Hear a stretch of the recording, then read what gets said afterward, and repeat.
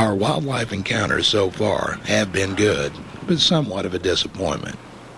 We leave very early this morning and receive immediate dividends. In the meadow across the lodge, we spot a large elk. It is not at all perturbed by our close proximity, and we are allowed to take several pictures of this handsome creature. About 3 miles down the road, we spot the most elusive of creatures, a big old bear just cruising through the woods minding his own business. We have reached nirvana. Our trip could end right now, and we would be most satisfied. Into Hayden's Valley again. Surprise, surprise, we find more buffalo. I never thought I'd hear myself say, "Oh, it's only a buffalo," but there are quite a few around here. Oh, there's 2 of them. It's on to Canyon Junction and a detour to Norris. Moose are supposed to abound here, but we find elk instead. The early morning mist provides an eerie backdrop, and we get some nice artsy footage. We double back at Norris and catch more elk along the road. We then run into more buffalo. Go figure. Hey, Buffalo Head! After covering some familiar territory, we decide to head toward the northeast entrance, which we have yet to explore. Here we see more buffalo and some amazing scenery. We cross into Montana briefly, and upon reaching the gate, double back. As we head toward the junction, we spot a small herd of pronghorn, mingled among the buffalo we viewed earlier. Within minutes, we spy a flock of Canadian geese coming to rest in the nearby river. Back on the road again, we run across a rather startled deer, who seems a bit nervous about us being there. In the late afternoon, we head toward the eastern entrance. We manage to spot coyote, deer, and some roadside spectaculars. But it begins to rain, and we must return to camp.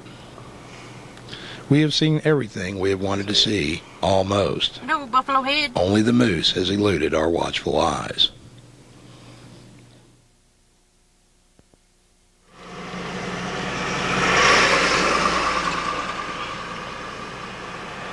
You got the shot? Yeah. Go ahead and go.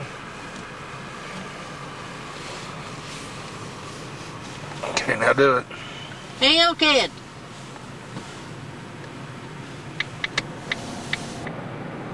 Today, we're off to Jackson Hole for a scenic raft cruise down the Snake River. The 2-hour drive is bound to yield more wildlife results. About 4 miles from the south entrance, our final critter is spotted. It's a moose, big male, munching in the marshes near the woods. We're quite a distance from him, but managed to get some decent footage anyway. This is just too cool.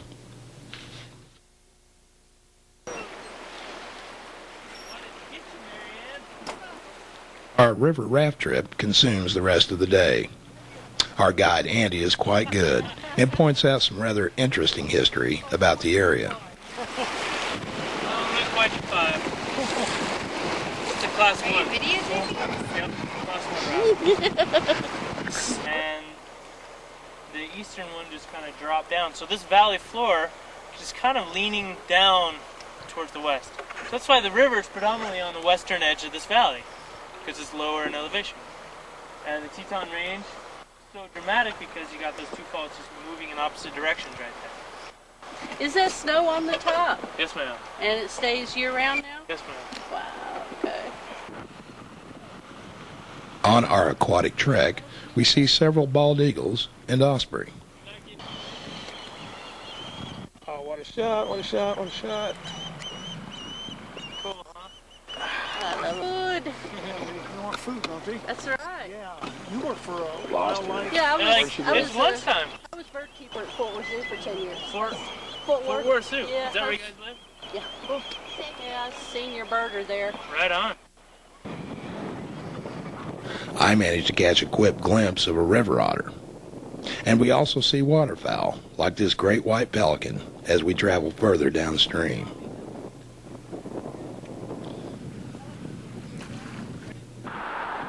Our trip back to Lake Lodge is rather uneventful, although we do manage to see 2 sandhill cranes on the road back. Our trip is coming to an end, and we decide to take the rest of the day off. What a wonderful experience this has been.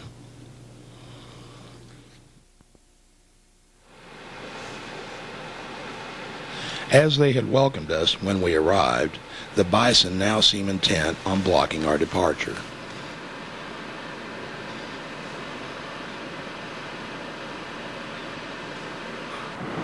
Tim, what have you thought about your trip to Yellowstone?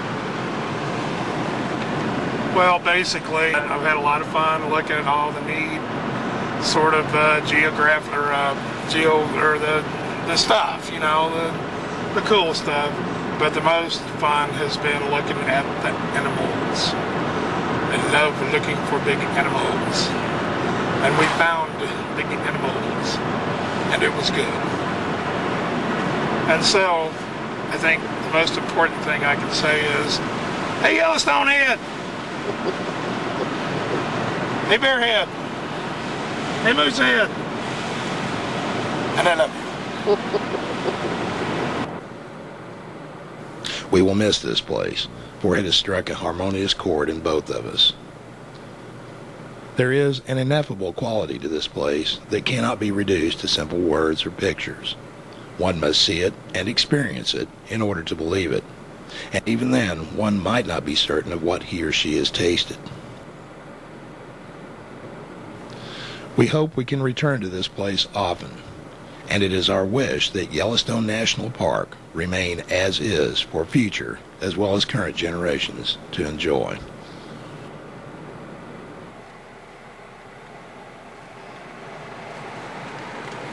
Hi. Have a great day. Thank you.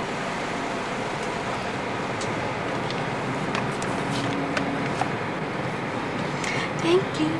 Say bye-bye, Yellowstone. Bye-bye, Yellowstone. Bless you. We're gonna miss you.